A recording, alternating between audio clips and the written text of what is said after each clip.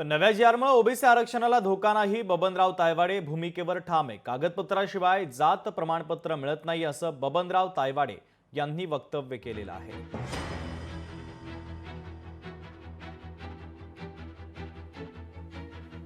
ज्या जी-आरमुळे ओबीसीचं नुकसान होत नाही हे मी दाव्याने सांगतोय. तो जी-आर रद्द करण्याचं कारण काय? त्यांचं मत आहे की नुकसान होते आहे म्हणून शासनाने तो जी-आर रद्द करा. उद्या हा जी-आर असला काय आणि रद्द झाला काय, दोन्ही बाबीमुळे ओबीसीच्या आरक्षणावर फरक पडणार नाही. त्याच्यामुळे सरकार तो रद्द करो किंवा न करो, आम्हाला त्याच्यामध्ये कुठल्याही प्रकारचा रस नाहीये, कारण ओबीसीचं नुकसानच होणार नाही. त्यांना वाटते ते मागणी मानून राहिले. त्यांची मागणी योग्य आहे की अयोग्य आहे त्याचा आज निर्णय सरकार घेणार. तो सरकारचा प्रश्न आहे, तो माझा प्रश्न नाही आहे आणि म्हणून मी त्याच्यावरती जास्त वक्तव्य करणार नाही.